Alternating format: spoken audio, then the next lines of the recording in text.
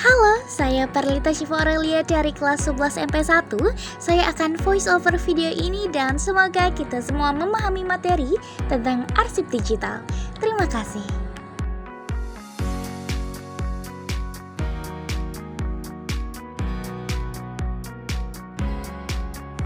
Aplikasi Srikandi merupakan aplikasi lanjutan dari Sistem Informasi Kearsipan Dinamis untuk melakukan pengelolaan arsip dinamis. Nah, pengelolaan arsip dinamis itu adalah proses pengendalian arsip dinamis secara efisien, efektif, dan juga sistematis, meliputi penciptaan, penggunaan, dan pemeliharaan, serta penyusutan arsip, sesuai dengan amanat Undang-Undang Nomor 43 Tahun 2009, Pasal 1 Ayat 25. Saat ini, kita sedang memasuki revolusi Industri 4.0, di mana penggunaan arsip elektronik menjadi hal yang biasa. Menurut Peraturan Kepala ANRI Nomor 20 Tahun 2021, arsip elektronik adalah arsip yang diciptakan, dibuat atau diterima dan disimpan dalam format elektronik. Saat ini, ANRI sedang melakukan peralihan menggunakan aplikasi Sistem Informasi Kearsipan Dinamis Terintegrasi atau bisa disingkat dengan Srikandi. Adanya Srikandi memudahkan untuk pengelolaan arsip dinamis, seperti penciptaan, penggunaan, pemeliharaan, dan penyusutan, serta pemberkasan. Tetapi Srikandi saat ini hanya bisa untuk arsip tekstual, seperti naskah dinas. Bagaimana pengelolaan arsip elektronik yang berupa video, foto, dan rekaman suara? Sebagaimana yang kita ketahui, arsip menurut Undang-Undang Nomor 43 Tahun 2009 adalah rekaman kegiatan, peristiwa dalam berbagai bentuk media, sesuai dengan perkembangan teknologi informasi dan komunikasi. Sesuai amanah Undang-Undang Nomor 43 Tahun 2009, Pasal 40 Ayat 2, semua jenis arsip harus dilakukan pemeliharaan dengan baik. Pemeliharaan salah satunya adalah pemberkasan. Bagaimana tahap pemberkasan arsip elektronik yang mengacu pada Peraturan Kepala ANRI Nomor 9 Tahun 2018? Yuk ikuti tahapannya. Nah, pertama-tama siapkan laptop dan peralatan lain yang dibutuhkan sebagai tempat untuk menyimpan arsip atau repositori. Setelahnya, hal pertama yang dapat dilakukan adalah pemeriksaan.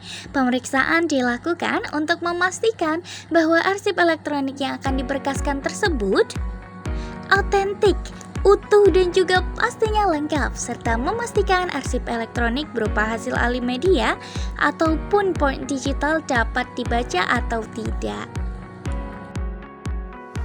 Tidak lupa pula, kemudian kita harus memberikan nama arsip yang mencerminkan isi arsip tersebut. Selanjutnya, ayo kita memberkaskan sebagai contoh. Ini satu kegiatan, yaitu Hari Kearsipan ke-50 tahun, dan akan diberkaskan sesuai dengan jenisnya. Yaitu untuk arsip foto akan dimasukkan ke dalam folder foto, untuk arsip video akan dimasukkan ke dalam folder video, dan untuk arsip rekaman suara akan dimasukkan ke dalam folder rekaman suara. Kemudian, kita harus menentukan indeks ataupun kata tangkap dari arsip tersebut.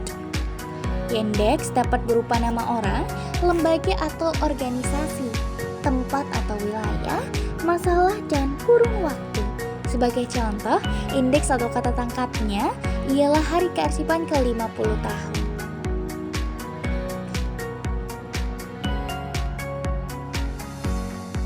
Selanjutnya, menentukan kode pemberkasan yang sesuai dengan fungsi, kegiatan, dan juga transaksi yang dilakukan oleh unit kerja sesuai dengan kode klasifikasi instansi. Untuk kearsipan, Hari Kearsipan ke-50 tahun diciptakan dari unit kerja hubungan masyarakat. Klasifikasinya adalah kegiatannya, acara atau kedinasan 03.00, sehingga kode klasifikasinya ialah .03.00, yaitu kode pemberkasan pada berkas kegiatan. Diawali dengan nomor berkas kode klasifikasi dan indeks pada berkas yang sudah kita buat. Tinggal ditambahkan nomor berkas dan kode klasifikasinya, lalu kita masukkan dan simpan pada folder Hari Kearsipan ke-50 tahun di dalam folder klasifikasi .03.00 di upacara atau kedinasan. Sesuai dengan aturan pemberkasan, arsip-arsip harus diberkaskan secara kronologis atau historis. Arsip pertama yang diciptakan diberi nomor 1, begitu pula untuk arsip selanjutnya. Untuk tunjuk silang digunakan apabila ada untuk pelabelan dilakukan dengan menuliskan tanda pengenal pada folder. Kemudian, buatlah daftar arsip aktif sesuai dengan fisik arsip dan juga jenis arsipnya. Untuk jenis arsip foto, kita masukkan ke daftar arsip foto.